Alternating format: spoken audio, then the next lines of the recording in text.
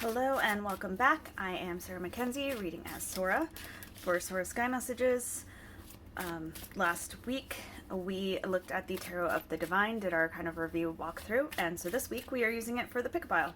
For those of you who are new, pick-a-piles are 3 readings. I will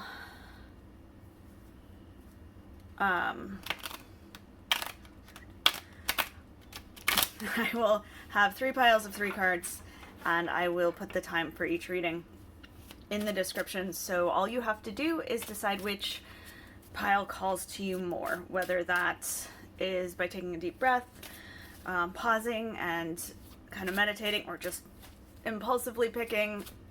You know how best you are called to something. As I'm shuffling, I'm going to thank you for liking, subscribing, sharing. If you like this content and you want it 2 days earlier, you can head over to the Patreon. There are other perks there as well. If you would like a reading for yourself, a personalized reading, please head over to the website. All the remote ones, some have to go up now, but usually they are up. And if you don't see a day or time that works for you, please just contact me. If you are in Pittsburgh and want to set something up in person or find out where I'm going to be, then send me a message. I add a lot of places, and it's usually best to contact me to find out where I'm going to be or to follow me on Instagram. So we have pile number 1, pile number 2, pile number 3. So we're going to start with pile number 1. Give you a second there to pause if you need to. Starting with the 5 of Cups. This is a card of grief. You can see she still has her 2 cards, but there are 3 that have been lost to her. And what she has lost is still pulling at her. This is really poignant for the 5 of Cups, because the 5 of Cups, that idea of grief, is something that we're often taught we need to get away from. You know, we're given our time and then we're supposed to be done. But the truth is we take it with us. And the lesson is usually more to make room for it, or to find the things that are worth living for and to live for those who can't. And it doesn't have to be grief in terms of loss of a loved one. It could be loss of a relationship, loss of a job. The thing is, it is something that was very, very important to you, something that you care about and that you still love. And the key is not to be pulled into the water, but to create something that you can use to honor that experience or that person. We have that with the 3 of Coins. This is a card of teamwork. And here it really does seem to lean a little bit more into the teamwork than a lot of decks. It can also be a collaboration. This is kind of asking you to find people you can work with so that you can find that joy and you understand that you're not alone. And we have that with the Emperor. The Emperor is about taking action. He is the culmination of all 4 kings. He is confident and he is a leader, but that happens from having the experience. He's generally put in the position of leadership. So there's a lot of heaviness in this reading, but also a lot of drive.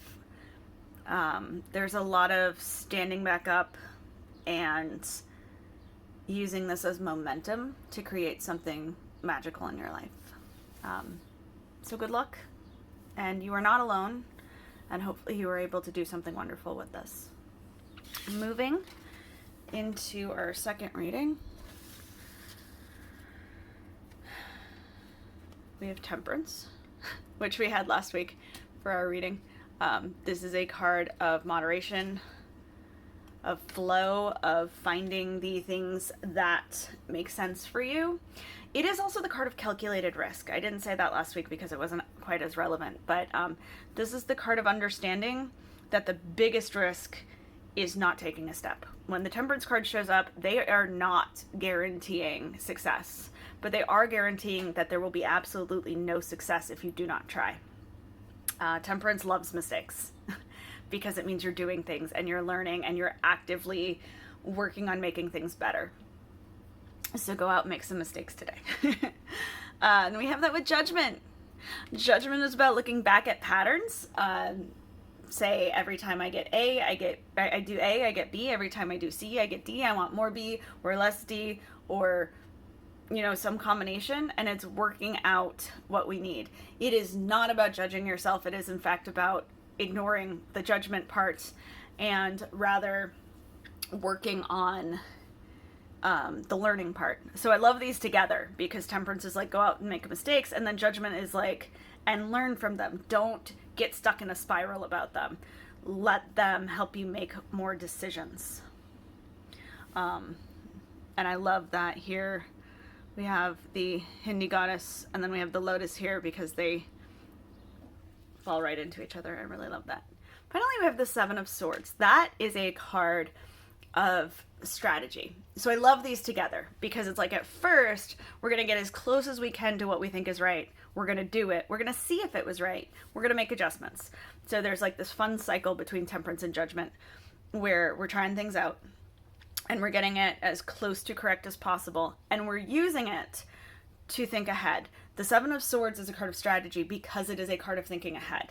It is not survival mode. It is very much taking all of the information you have and deciding how you are going to let that make your plans for not just today or this week, but for the next few years. It is long-term thinking. And it is very much fueled by all of the work that you are putting in right now. Good luck. Moving in to pile 3. We have the Ten of Cups. Starting off with the happy endings. I love this. And it is often depicted as a marriage.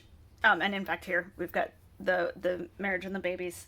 But it doesn't have to be about weddings.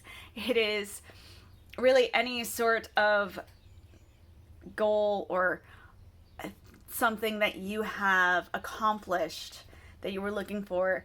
The key with the cups is that it tends to be fairly sentimental. It's about relationships or emotions, which is why it is so associated with marriage.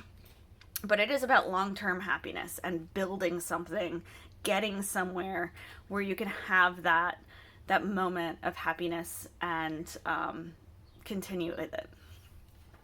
We have that with the Knight of Wands. The Knight of Wands is a card of adventure. It's a card of going towards what you know is right, but in a very enthusiastic sort of way. And you can do that when you have a support system, when you are confident in your relationships. So I love these together because it's like letting that happiness fuel you to take more steps, more risks, to jump out and really try things. And finally, we have that with the Moon, which is a card of making sure you are honoring your whole self. Now, sometimes this is a shadow work sort of thing, where you're bringing up the things that you have been holding down. That said, it is very hard to get to a Ten of Cups kind of place if you are purposely pushing things away because you are ashamed of them.